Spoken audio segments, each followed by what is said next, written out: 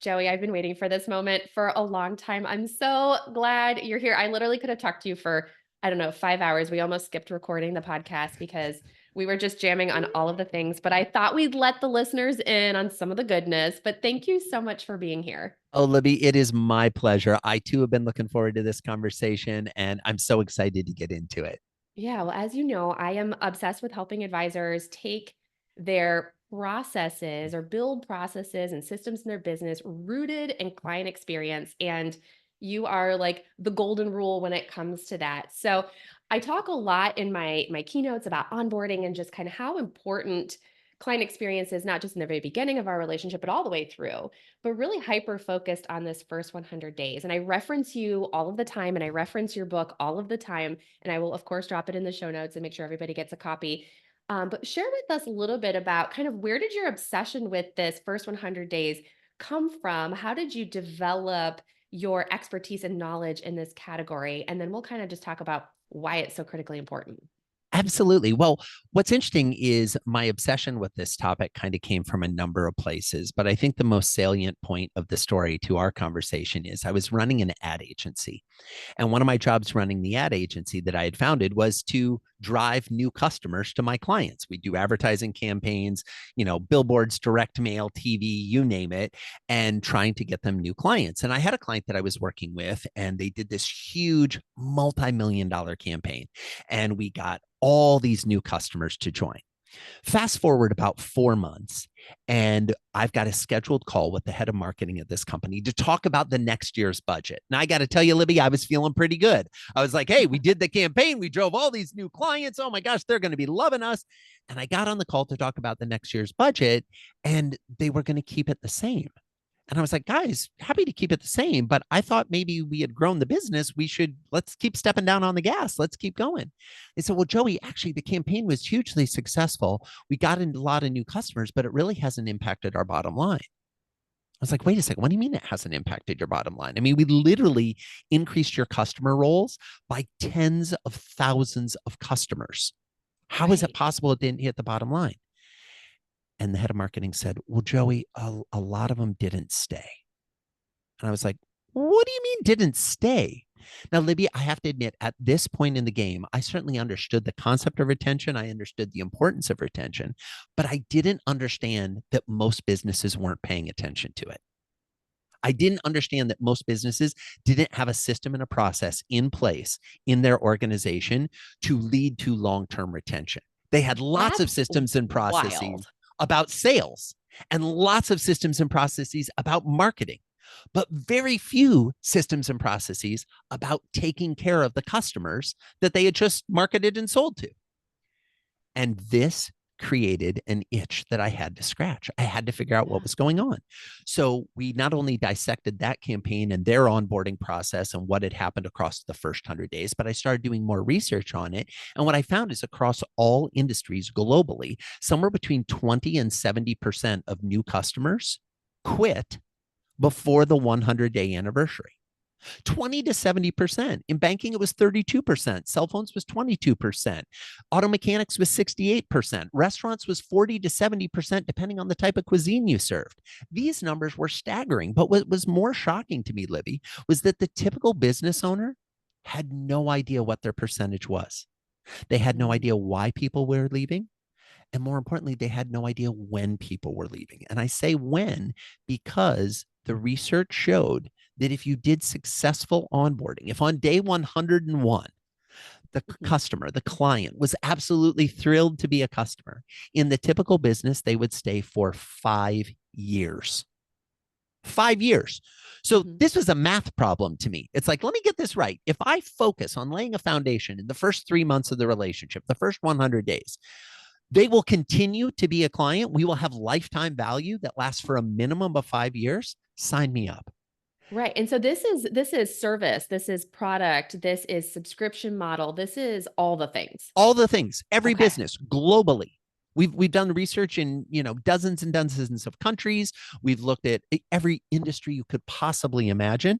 Now I know that many, if not most, of your listeners are financial advisors and working in the Yes. financial advisor space, and some of them may be saying, "Well, Joey, We can't even get all the paperwork and get the account set up in the first 100 days. We're fine. We're good. No, here's the thing, folks. The research shows that the decision of whether they will stay with you long term or not is made in the first 100 days. Mhm. And if we doubt the validity of this statement, I ask you just to think back to your dating age or your dating days for any of you. And some of you are still in the dating age, and that's great. But here's the glorious thing about the dating age, right? When we're in the dating age, we're making decisions fairly quickly. You know, within the first 3 months, whether this is going to be a long term dating relationship or a short term dating relationship. We know this as humans. This is how we behave personally and professionally. So once we're all in on the story, why Mhm. don't we start creating a different narrative? Why don't we start thinking more intentionally and more strategically about the foundation we're laying for this relationship so that it can be a long term relationship? Okay, I love it. So, for advisors that are listening, let's talk like super practical. So I know, obviously, having read the book, you've got these phases here, but let's talk super practical. So, how does an advisor, and really like what does client experience really mean? Like, or what is like creating this? How do we determine if our onboarding is fine, great, or exceptional? Like, what does an exceptional first 100 days look like? Yeah, so I think of client experience as the umbrella over which all touch points, all interactions, all communications, all the feels, as the kids say, are happening as it relates to the relationship. So it's not just, oh, what do your contracts look like? But it includes what do your contracts look like? It's not Mhm. just, oh, do you send gifts with your logo on them? It's when do you send the gifts and why do you have your logo on them? And lots of pieces around Preach. that, right? And so it's all of these things fall under the umbrella of client experience. Now, I believe there are 8 phases in the client journey. And the reality is, most businesses are only paying attention to 3, maybe 4 of those phases. So I think it might be useful to give a really quick overview of the 8 phases just to contextualize our conversation. And then we can dive deeper into any of the phases that seem interesting. So the first phase is the assess phase. Oh, by the way, I should say before I start, all the phases start with the letter A. And the reason is not to confuse you, but rather to say, if you get all these phases right, it's like getting straight A's from your clients. They love Amazing. you. They think you're doing a great job. Beautiful report cards for everyone. Okay, so the first phase is the assess phase. In the assess phase, a prospect is considering whether or not they want to become a client. Okay, they're looking at your marketing materials, they're going to your website, they're probably participating in some sales conversations. They might be coming to a workshop that you're hosting, they might be reading a book that you wrote or an article, they might be seeing you interviewed on a news program or a local radio show. They're getting a feel for who you are and they are assessing whether this is the type of relationship they want to be in. In common parlance, we call this marketing and sales. Okay. We then come to phase 2, the admit phase. In the admit phase, the prospect admits that they have a problem or a need that they believe you can help them with. They sign on the dotted line. They start to hand over their hard earned cash. They transition from being a prospect to being a client. Almost immediately after that happens, they go to phase 3, the affirm phase. Now, I'd be willing to bet every financial advisor listening, everyone listening, has probably heard of the phrase buyer's remorse. Buyer's remorse is the scientifically proven fact that immediately after making a purchase, we doubt the decision we just made. We're like, wait, what did I sign? What I agreed to this? What am I doing? So your client is walking out of your office or they're ending the Zoom call with you and you're high fiving. You're thinking, oh, this is great. We signed a new one. Oh, this is going to be fantastic. Someone just won a trip to Napa. Everybody's feeling good. Meanwhile, your client is saying, I hope we made the right choice. Right. Am I really going to trust that person with our future?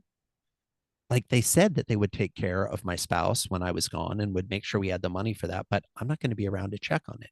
They said that they would help me make sure to save enough money for my kids to go to college. But the reality is, I feel like I'm starting too late. I don't think I'm ever going to have what I need. And does that mean I'm going to have to make a decision between my kids or my future?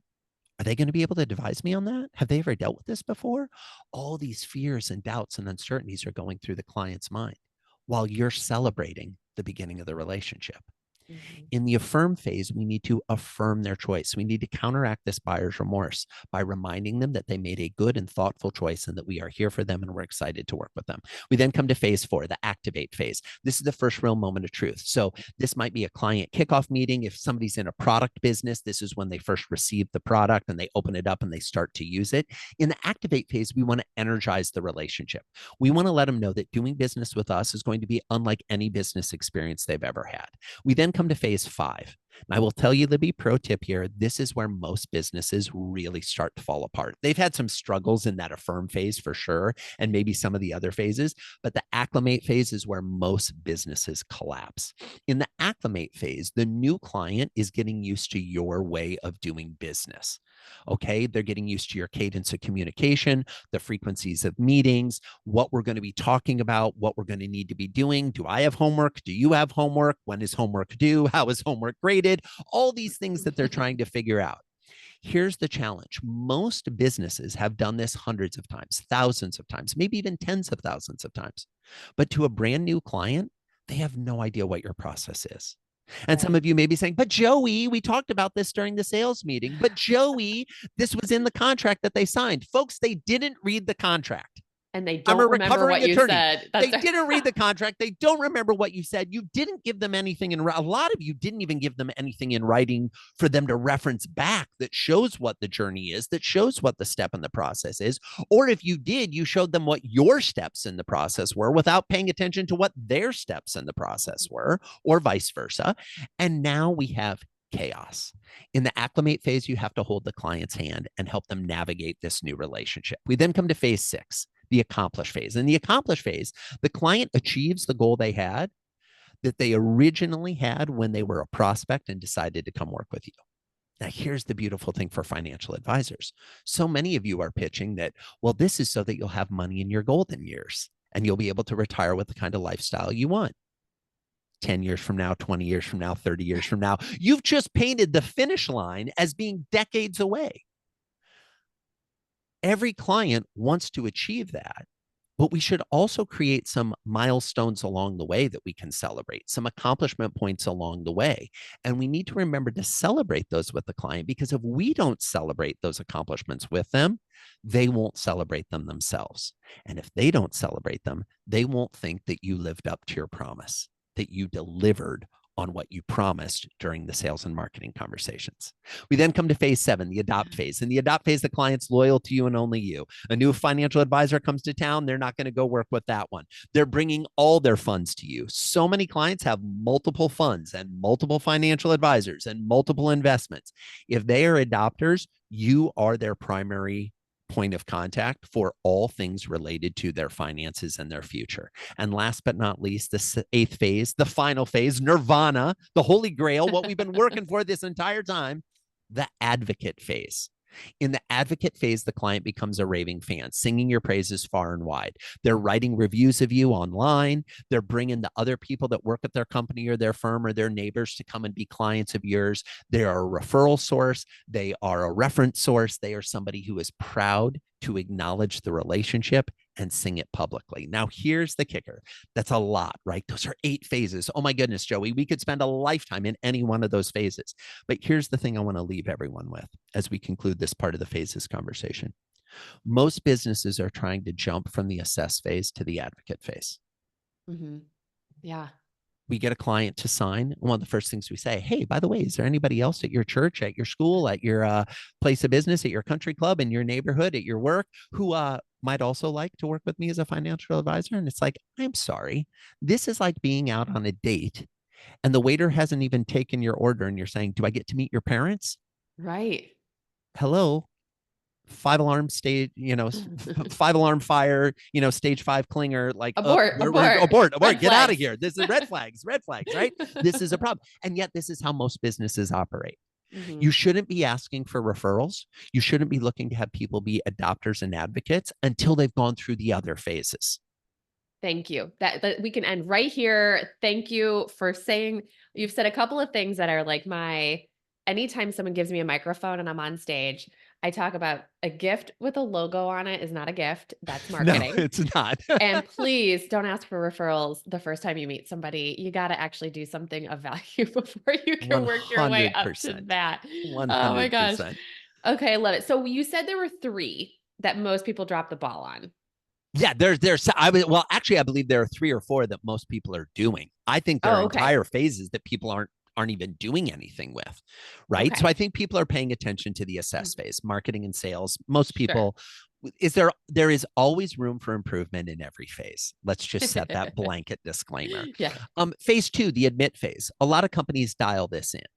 Mhm, The thing they have you sign doesn't look pretty. It's not explanatory. It's not, clearly breaking things down. It feels like a contract. It feels like a form. It feels not personal and emotionally connective. The affirm phase, right? That buyer's remorse stage, most businesses are doing nothing in that stage.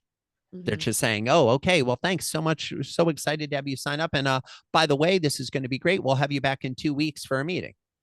And then there's no communication during that time mhm. other than the client having fear, doubt, and uncertainty about the decision they made to work with you. Okay, Most, so in that yeah, one, yeah. what do you suggest we do?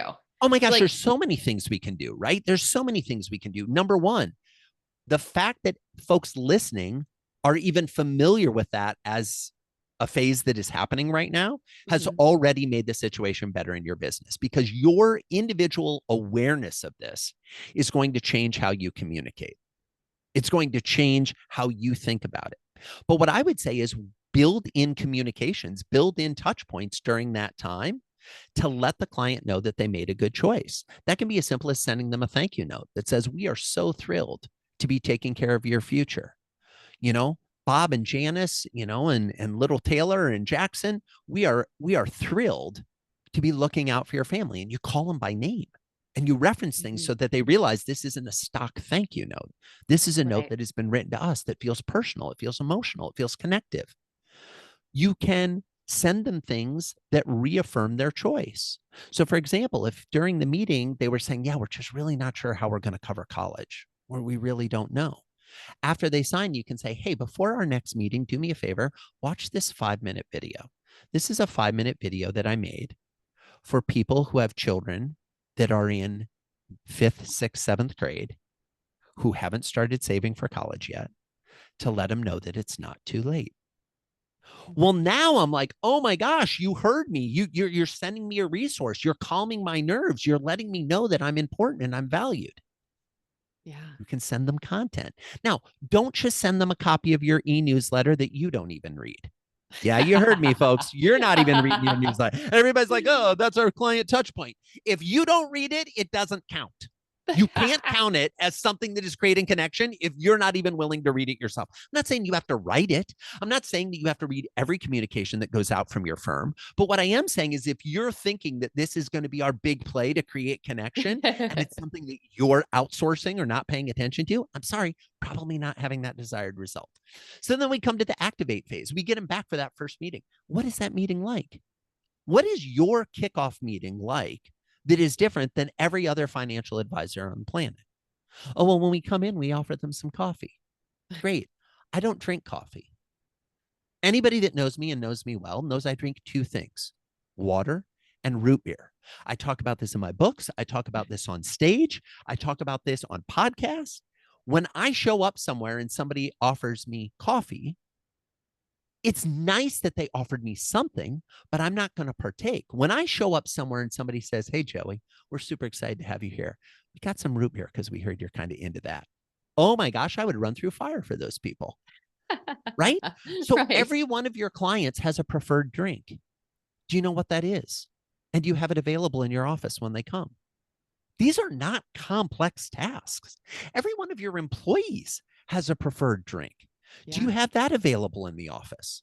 Some of you are like, "Well, that's not my responsibility." Oh, retention of your employees isn't your responsibility. That's a fascinating conversation I'd like to have with you, especially in this day and era, right? Yeah. So, Yeah.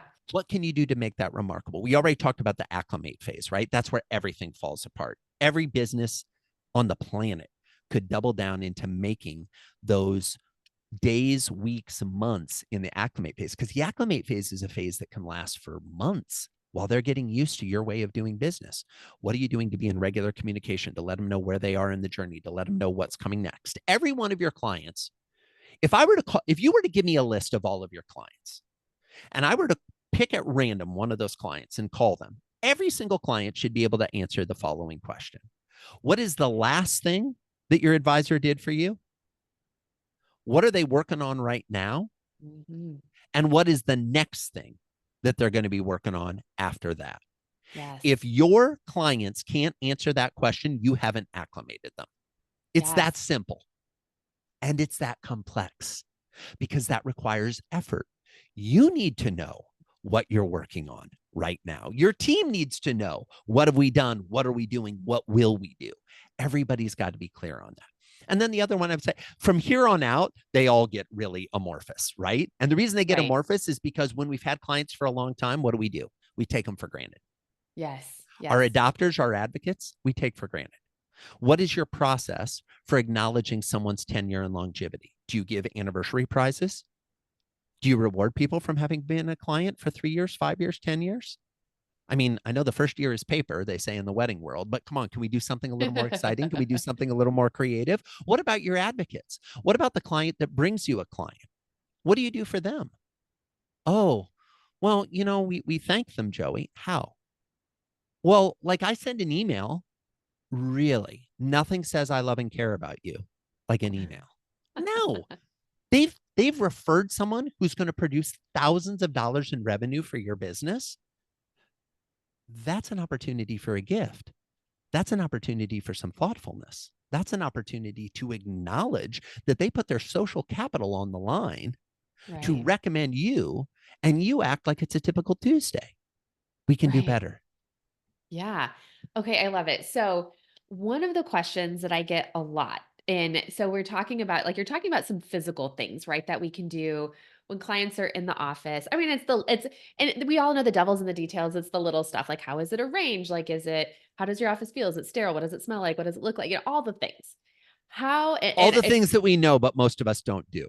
right, 5,000%. Yeah. 5,000%. Like that is my whole platform of like, okay, it's not rock. So I went to school for engineering physics. So I was going to be a rocket You actually scientist. understand rocket Right. science, and this isn't rocket This is science. not it. This is so, and I I love it. often like when I'm talking on a stage, right? I'll be talking about, and I'll get this like massive imposter syndrome, right? Because I'm like, this all feels so easy and simple. And then it's like, oh, wait, but that's the beauty in this is that it's actually not hard.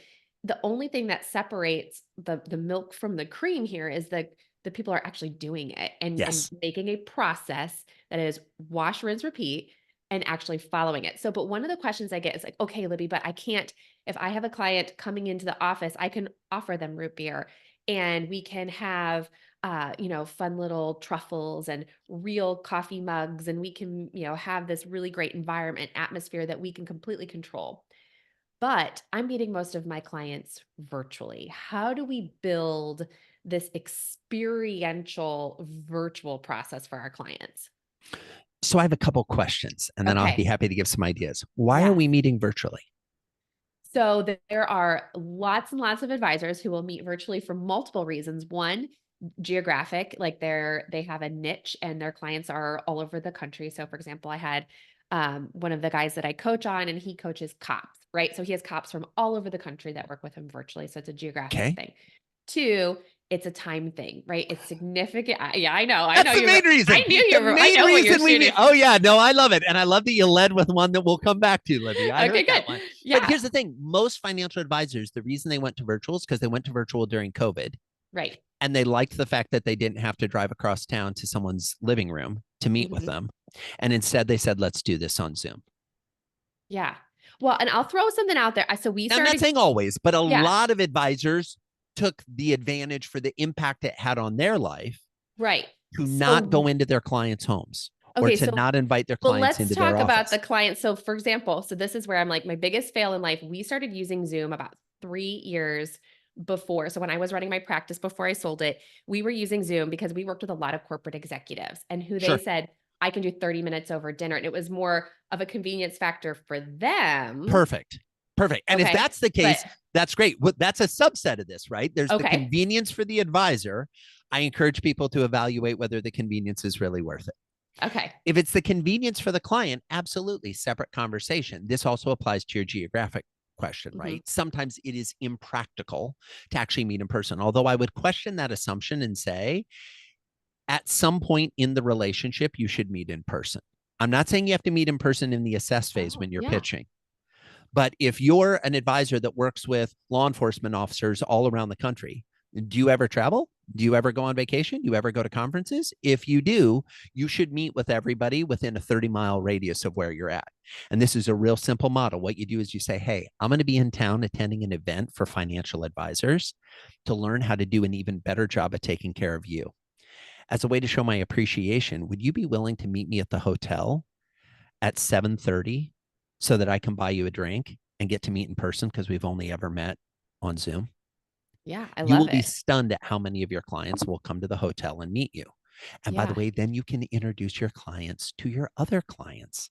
And if you have a niche in law enforcement, you're Hmm. introducing them to other members of law enforcement that they're going to be excited to know, or maybe they realize they already know that person. I didn't know we had the same financial advisor. This is awesome. Now you're building community and connection within your client base. Okay. But I what love it. Challenge but, away. but Challenge away. what I'm here for about it. the folks that are like, all right, Joey, we're still over indexing on the virtual. We're not going to be in every town that we have clients in. We're not going to be able to go and meet with them every time. Great. In an increasingly analog or an increasingly digital world, what are you doing to create analog interactions? So just because you're having a Zoom call doesn't mean you can't send them something in advance of the call. So I worked with a client. We got really excited about sending packages that said, do not open until I tell you. And the package arrived at the client's house 2 days Cute. before the kickoff call. And then when we got on the kickoff call, we would say, hey, by the way, here at the start of the kickoff call, can you go ahead and open that package? And they'd open the package, and inside would be some chocolate covered strawberries and maybe some drinks and do. We'd be like, since we're not meeting in our office and we can't entertain you here, we wanted to at least try to entertain you virtually by giving you some little snacks and some drinks that you could enjoy while we talk through things. If you did that, first of all, it is probably the first time in your client's life that anyone that they have done business with has sent snacks for the Zoom call. Hmm. You will blow their mind. And what does that do? That creates a remarkable experience. And what does remarkable mean? Worthy of talking about. They Mm. will tell that story. They will later in Yeah. that day say, can you believe it? I was sitting at home. I had a call with my financial advisor. We just signed with them, and I got chocolate covered strawberries and kombucha. How did they know I loved kombucha? How did they know I Right. love chocolate covered strawberries? This is amazing. This is incredible. And by the way, the answer of how did you know is you do research on your clients before you meet with them. Now, the problem is most financial advisors, the research they do is, oh, what is their title? What company do they work? I wonder how much money they're making. I wonder what kind of investable assets we're going to have. Instead of going to their social media profiles, most of which are open, most people do not understand privacy settings on social media, and scrolling through and seeing, oh, I see in every picture they're drinking a Sprite. Anytime they have a can in their hand, it's a Sprite. They must really like Sprite. Note to file. This client likes Sprite, have Sprite available when we meet with them. Or this client happens to say that they love the Dallas Cowboys. Oh, okay. Note to file. Huge Cowboys fan. So then there are things that we can talk about to make those personal and emotional connections. If I was to give one tip that every single person listening to the podcast can implement in the next hour, it's to pick one of your clients, go on Facebook, go on Instagram, go on LinkedIn, find their profile, and try to identify 3 things that you didn't know before you went on their social media profile: where they went to school, whether or not they're married, what their favorite team is, where they like to go on vacation, who they follow on LinkedIn, what kind of things they post. Are they into videos or are they into articles? What is their work history? What was the first job they ever had? See, all these things are there Right. if we're willing to go look. Yeah. And the beautiful part is everyone's going, well, how do I don't have time for that. You don't have to do it. Somebody on your team can be so we call it in at the Efficient Advisor, we call it having a client intel process, right? How do we Yes. gather intel? Where do we store it? And then how do we actually use it inside of that process? And we talk about, yeah, like do just a little bit of research, but you don't have to do it. Somebody on your team can fill that out. And all you have to do is glance at it to know that they love the Cowboys and Sprite and, they have a dog Absolutely. name, whatever. Yeah. Yeah, Yeah. absolutely, Libby. And what I would also encourage people to do is if you don't have time to put in 30 minutes of client intelligence research per month, I question why you're in business. Ooh, that I'm is a sorry, I do. Because are you really in business to serve your clients or are you in business to serve yourselves? Because if you're in business to serve your clients, show me your calendar and prove it. That's yes. the difference between advisors that are playing at the top of the game and advisors who are dialing in. Now, I get that it is tough to be an advisor. I work with a lot of advisors in a consulting capacity. I speak to a lot of advisors. I understand that, like all professionals, and frankly, like all humans on the planet today, we are overworked and underappreciated. We don't have enough time. We feel like our inbox every time we're, oh my gosh, I'm in a meeting. The worst thing about this meeting is when I come out, my inbox is going to have 400 more messages than when I went into the meeting, right? I That's right. understand this, but I'm not opposed to working as a team to create personal and emotional connection. I'm not opposed to working as a team to do client intelligence and client research. What I am opposed to is you outsourcing your personal and emotional connection. Mm-hmm. That's the distinction. And I think it is incredibly useful because here's the thing, almost every advisor, when you first started out, you were really good at this stuff. You Yeah. liked it. You had Yes. one client, you had two clients, you knew everything about them. You had been in their living room. You knew what their hopes and their dreams and their fears were. You knew where they were going to park the boat when you were able to get them the boat. You knew where they were going to add the addition on the back when they got the money saved to do the addition. You knew all these things. Now that you have 200 clients, 300 clients, 500 clients, 1,000 clients, you Hmm. don't know all of those things. I'm not saying you have to know about it. You have to know all the things about all your clients, but you darn well better know a lot of things Yeah. about every client, or else they're not going to be a client much longer. Okay, okay, so I have 2 questions for you. This is Of so good. course. Like everything, I'm just like, "Yes, you are affirming all of the things we talk again. Preach, I'm here for it." So, one of the questions I get from advisors all the time is like, "Should I be surveying my clients? Like, how do I know if what I'm doing matters?" Or, we talk about so, in like our coaching programs, we talk about like impact versus difficulty, right? How can we actually increase impact year over year for our clients? And one of the common questions is like, do I just send like a survey, or what do you recommend? Because I know feedback is really important to you. What do you recommend for advisors? Yeah, the top recommendation I have is listening. Yes. That's Okay. my top recommendation. Do you send a survey to your significant other every 6 months asking them how it's going? Now, some of you are like, yeah, I do. And if you do, please reach out to me. I'd love to see the survey you sent them. That's fabulous, right? And I do think it's okay to check in with the people in your life that matter, whether those are in your personal life or your professional life, and say, like, how are we doing? Hmm. But I would encourage you to ask questions that lead to the kind of answers that are actually going to serve you. So, my favorite question to ask clients is a three-parter. It's the stop, start, continue. Yes. What are we doing right now in this relationship that we should stop doing? You're not finding any value in it. It's annoying you. You don't understand why we do it. You're just not that into it. What should we stop doing? What are we doing in this relationship that you see as a gap that there's something we should start doing? Like, hey, we're not doing this, but I really wish you would start doing this. It would be great. And last but not least, what are we doing in this relationship that we should continue doing? What's things that you love that you're really happy about? And I try to get clients to give me 2 or 3 answers for each questions. 2 or 3 starts, 2 or 3 stops, 2 or 3 continues. And the reason I want 2 or 3 is the first one is usually useless. Yes. What would you like to continue? Well, continue to make sure I'm keeping my money. Great. Those are the ante up chips to like sit down at the table. Thank you. But then when they Right. say continue sending those videos about college, because I'm able to share those with my spouse, And it really helps tone them down when they're feeling anxious about how we're saving for college. Oh, that's a huge reveal. That's a huge reveal that gives you insight like, yes, keep investing in this medium, keep investing in this tool. Somebody might say, we can stop with the weekly updates. I don't need weekly updates. And you might be thinking the weekly updates are what makes us different than every other advisor. Your clients might Right. be saying, it actually kind of stresses me out because every week I'm looking at the numbers going, oh my gosh, we're down this week. Oh my gosh, Mhm. we're up this week. Oh, wait, we're back down this week. Oh, we're kind of flat this week. What's up? It's too much. And Right. most financial advisors, I think, would tell you, and correct me, forgive me if this is counting against some of your financial philosophies, but most financial advisors I've met are not into managing the accounts daily, Yeah. right? And they don't want the Yeah. clients thinking about it daily. But look at your business. What are you doing? I get monthly statements. I don't actually look at them. And the Mhm. reason I don't look at them is I'm not saving for next month. I'm saving for 2 decades from now.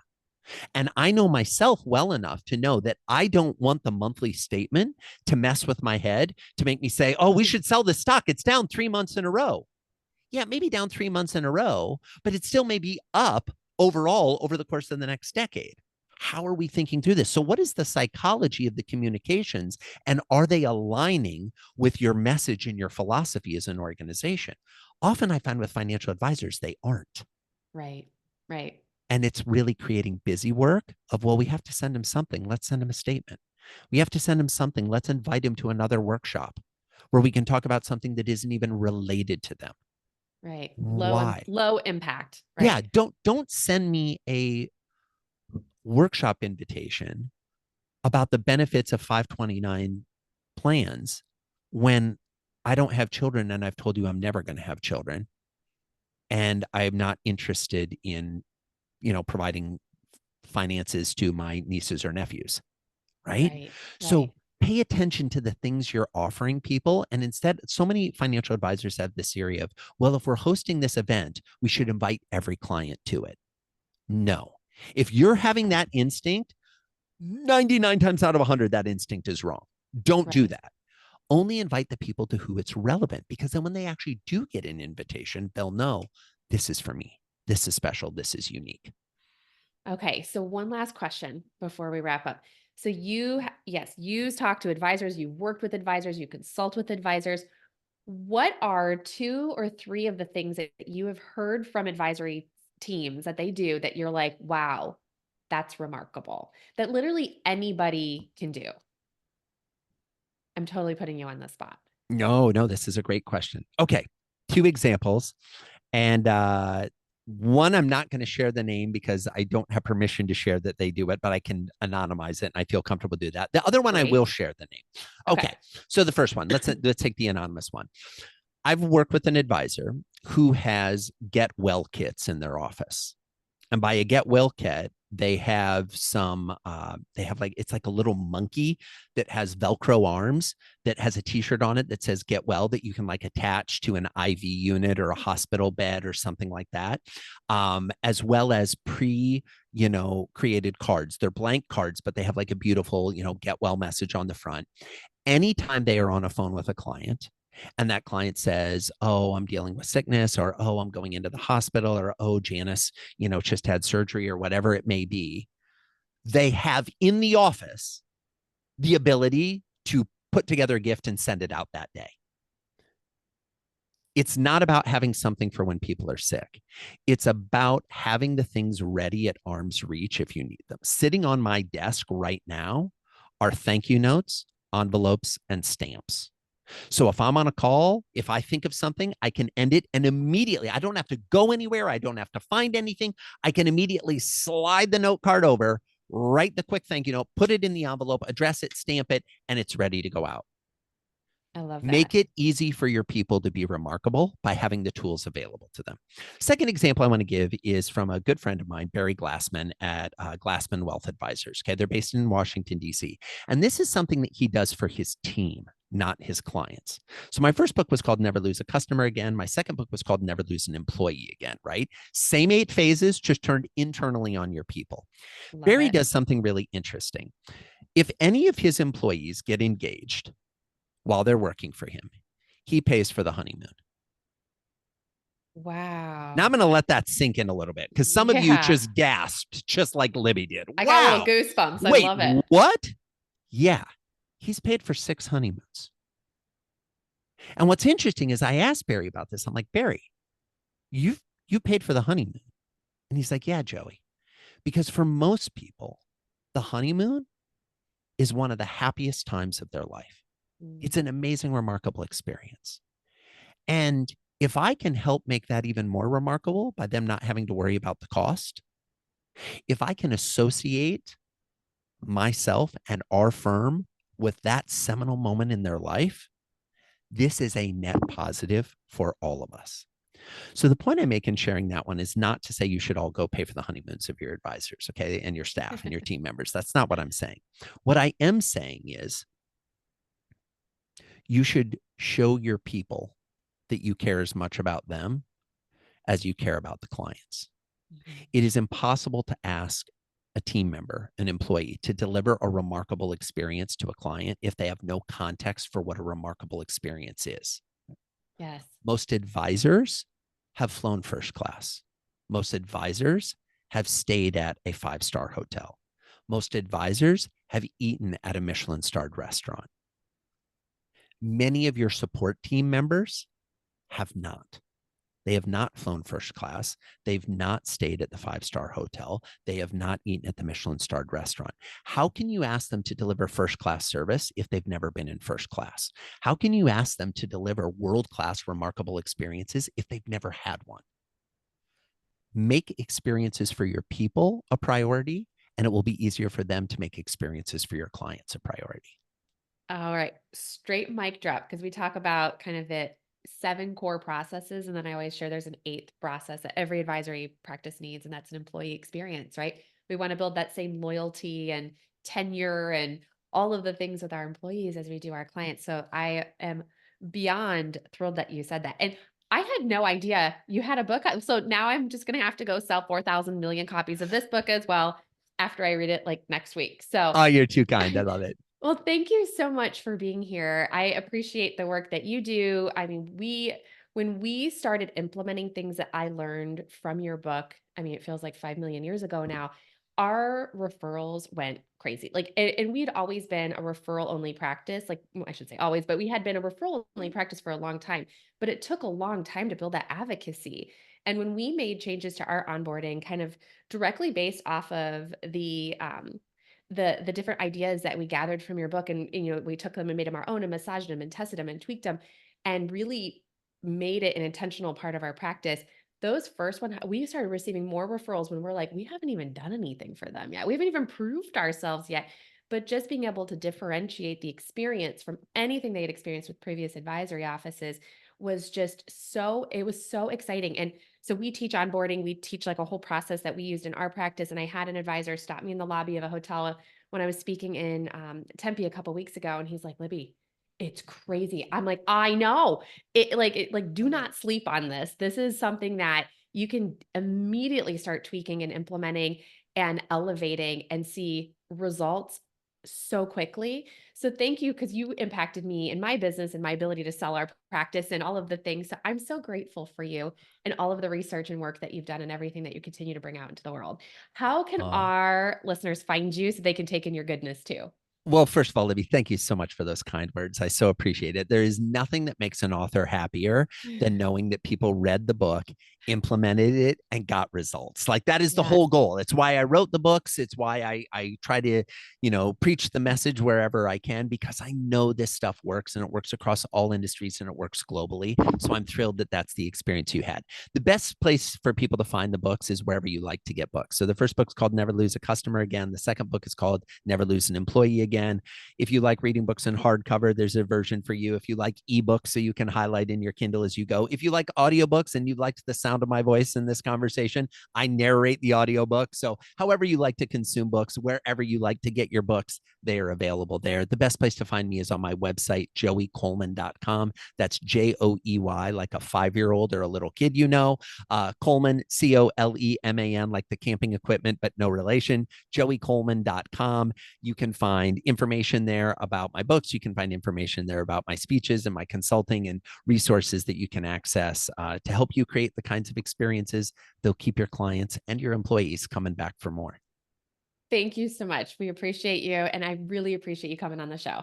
Oh, it's my pleasure, Libby. And thanks to everybody for listening in. Hopefully, you found some ideas that you can implement to create the kind of experiences in the first 100 days that will keep your people coming back for more.